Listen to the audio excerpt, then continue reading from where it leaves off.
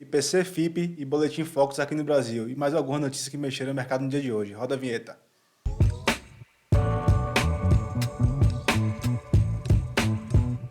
Então, pessoal, muito boa tarde. Começando aqui mais um 10 minutos de economia. Hoje, segunda-feira. A agenda, como sempre, na segunda é bem vazia, né? Não tem muitas notícias para dar. Tivemos alguns dados aqui importantes aqui no Brasil. Não tão relevantes, mas mostra ali como é que está nosso índice inflacionário, como é que está se comportando a inflação aqui no nosso país. E está subindo um pouquinho, né? Eu vou mostrar daqui a pouquinho o gráfico. Mas antes de começar isso, vamos fazer aquele nosso giro ao redor das bolsas no mundo, ver como é que estão os mercados lá fora. Lá no Canadá está caindo 0,07%, bem próximo de estabilidade, né? O S&P 500 com queda de 0,60%, o Ibov com queda de 0,86%, o FTSE 100 caiu 0,22%, a DAX na Alemanha subiu 0,04%, África do Sul com alta de 0,31%, Xangai na China queda de 0,29%, Nikkei caiu 0,60% e a Austrália subiu 0,73%. O mercado operando misto, né? Nem sem direção única, alguns próximos da estabilidade, outros caindo mais. Claro que o mercado está bem esticado, subiu bastante nas últimas semanas. Mês passado o Ibov subiu muito também, subiu mais de 2 dígitos, e aí o mercado é normal dar essa, não é nem correção, isso aqui é uma exaustão do movimento de alta, né? Vindo aqui para o nosso índice de ganância e medo, está no nível de 69, ganancioso ainda, bem próximo aqui da extrema ganância, né? Apesar da S&P não estar subindo hoje, está caindo, fazendo correção do movimento da semana passada, mas o mercado provavelmente está entendendo que é isso aqui, de fato, é uma correção, movimento normal do mercado, né? O mercado não sobe de uma direção só, de uma vez só, ele tem que subir, corrige um pouco ali, onda um, onda 2, onda 3, e ele vai fazendo esses movimentos em ondas, né? Não subindo direto de uma vez só. Vindo aqui para o S&P, a gente pode ver que agora já recuperou das perdas, né, mas ainda abriu o gap de baixa aqui. Agora está caindo 0,61%. O S&P que chegou aqui nesse topo de agosto, né? Depois a gente até comentou sobre isso. Depois desse topo aqui a gente vai para, se voltar aqui, não tem que voltar bastante. A gente vai aqui para 2000 e março de 2022, né? Começo do ano. O S&P chegando aí bem próximo do topo do ano, né? O Ibov já passou o topo do ano. O Ibov está bem próximo do topo histórico. O mercado lá fora, nos Estados Unidos, está um pouco pior do que aqui, né? A economia, aqui já, a gente já conseguiu reduzir bastante nossos juros, ou nossa inflação, já começou o ciclo de redução de juros, né? De afrouxamento monetário. Lá nos Estados Unidos ainda não, ainda está, começou a manter agora os juros, né? Claro que a inflação já caiu bastante, já está bem mais controlada, mas ainda há um pouco de preocupação com a economia americana. Vindo para o S&P VIX, ele estava subindo bastante, estava subindo 8% mais cedo, está subindo agora 4,52, ainda é muito, né? E esse índice aqui que mostra a volatilidade das opções, né? Quando ele mais sobe, mais investidores estão apostando, mais fica mais cara as opções se apostando na queda do S&P. Ele agora está recuando um pouco já, mas ainda sobe bastante. Vindo para o petróleo está caindo 0,94%.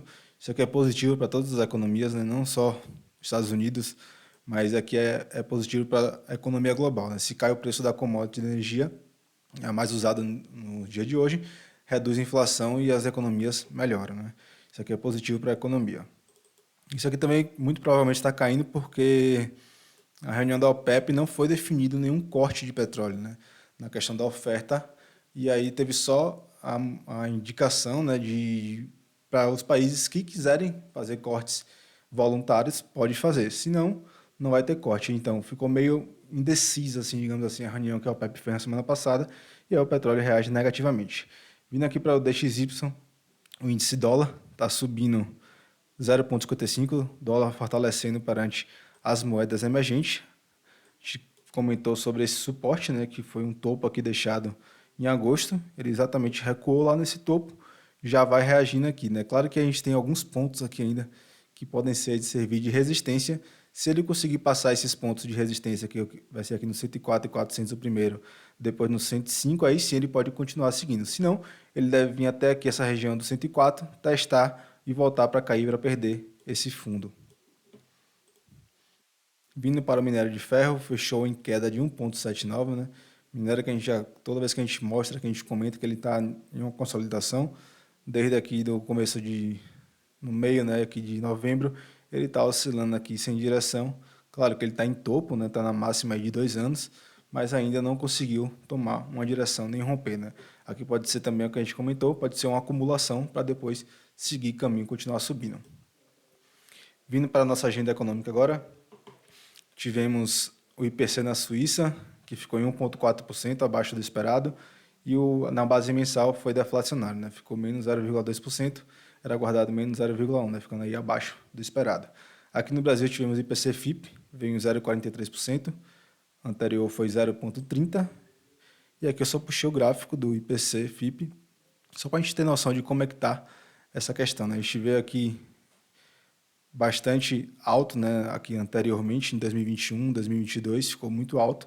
Agora ele caiu, continuou subindo aqui, né, veio para a deflação e agora já volta para a inflação. Mas ficando nessa base aqui de 0,40%, 0,30% é um valor normal, porque a gente ficaria com a inflação mais ou menos ali de 4%, 5% no ano, né, que é mais ou menos a inflação média aqui no Brasil. E o IPC-FIP que mede a inflação da capital de São Paulo, e aí está mostrando aqui que já está começando a inflacionar, mas ainda dentro do normal, né, digamos assim. Se a gente pegar aqui, calcular esses meses aqui, a gente vai ficar ali em torno de 3, 4% no ano, nesse ano de 2023. Vindo aqui para o restante da agenda, tivemos o Boletim Focus, está com ele aberto aqui já. Tivemos pouquíssimas alterações, né? 0,01% de alta no IPCA para esse ano, uma queda de 1 centavo no dólar. Selic se manteve estável, né? Provavelmente vai ser nesse valor que vai ficar. A gente vai ter mais um corte agora em dezembro. A Selic hoje está em 12,25. Com mais um corte aqui, ela vai para esse valor que está sinalizando aqui o Boletim Focus. Tivemos também aqui aumento do IPCA para 2024, de 0,01% também, e uma queda de 2 centavos no dólar. E 2025 tivemos só uma redução na projeção do PIB, né, de 0,3% e também na Selic, né, de 8,75 para 8,5.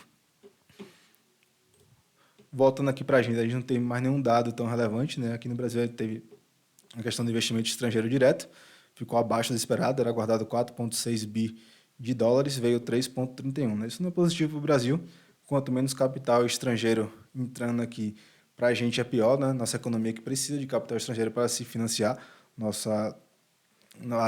a infraestrutura, né? Todo o investimento que o Estado faz, que o governo faz, vem do capital estrangeiro, né? A gente capta empréstimo, paga uma remuneração para esse investidor e a gente utiliza o dinheiro para fazer para crescer nossa economia interna.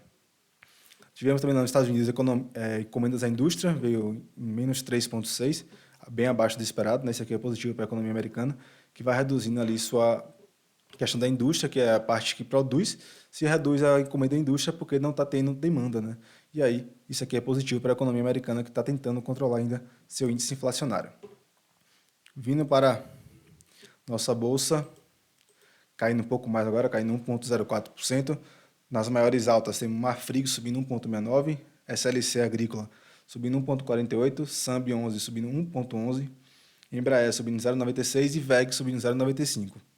No campo da queda, temos a Gol caindo 8%, Magalu fazendo mínimo agora, caindo 5,53%, Azul caindo 5,47%, Casas Bahia caindo 5,45% e Alpargatas caindo 4,78%. Né? Nossa bolsa que está aí em movimento de correção. Vou mostrar o gráfico aqui agora, só para a gente entender como é que está nosso gráfico. Ibov está praticamente na mínima ainda, exatamente querendo renovar mais mínimas aqui. No gráfico diário não está tão legal de ver, mas no semanal está melhor. Tem menos ruído, né, do que o gráfico diário. A gente pode ver que a gente tem 5 semanas consecutivas, né, subindo. Só esse aqui que a gente subiu um pouquinho, subiu 0,60, mas também foi de alta. E na semana passada a gente fechou na máxima. A gente nem chegou, está chegando aqui agora, a máxima rompida do que no anterior, né? Que geralmente em movimentos contrários é onde o nível de preço procura, são as máximas rompidas, né? Os topos rompidos. E querendo ou não, a gente tem aqui mais um topo aqui, que é esse 123 mil pontos, que depois que ele rompeu, ele não voltou ainda, né? Ou seja, seria bem normal se nosso índice recuasse até essa região dos 123, 125 aqui, 124 mil pontos. Seria bem normal fazer esse recuo para depois continuar o movimento de alta, né? A gente vê que a gente está subindo aqui em linha reta. Isso é um pouco preocupante, né? Quanto mais rápido sobe, mais rápido cai. Vindo para o dólar está subindo forte hoje, subindo 1,32%. A gente vê que está conseguindo quase romper aqui essa máxima, né? A gente pode ver que essa média de 21 não era tocada, tocou só aqui na semana passada, mas tinha bastante tempo sem tocar ela. Foi o tempo que consolidou, geralmente é assim que acontece. Consolidou aqui nessa região até a média encostar e agora ele vai e consegue romper a média, né? Ainda não fechou, é claro, mas provavelmente vai romper a média no diário. Vindo aqui para o semanal do dólar, uma análise mais macro, né? Mais de longo prazo, a gente vê que está bem longe da média ainda. A média está aqui no 5,11, né? Ou seja, ainda falta aí, tem que subir mais 16 centavos para conseguir tocar a média e superar os R$ 5, né? Que vai ser com certeza um ponto que vai ter muita briga entre compradores e vendedores, não vai passar tão fácil. Então, pessoal, era isso nessa segunda-feira. Pouquíssimas notícias, bolsas oscilando sem direção, não só aqui no Brasil, né? Todas as bolsas estão sem direção. O Brasil está caindo um pouco mais forte, claro, a gente subiu muito mais do que as outras bolsas, a gente está caindo um pouco mais forte, normal. Ainda contar que estamos tendo alguns problemas internos ainda, né? Algumas coisas políticas não se resolveram, e aí a bolsa começa a ter um pouco ali de pessimismo, digamos assim. Mas por enquanto, nada demais, tudo em condições normais. Pedir a vocês para curtir nossas páginas nas redes sociais, no YouTube, LinkedIn, Instagram, compartilhar esse vídeo com quem quer saber um pouco mais de mercado financeiro. É muito importante e ajuda o nosso trabalho aqui na Valorama Research. Vou ficando por aqui. Boa segunda-feira a todos e até a próxima. Tchau, tchau.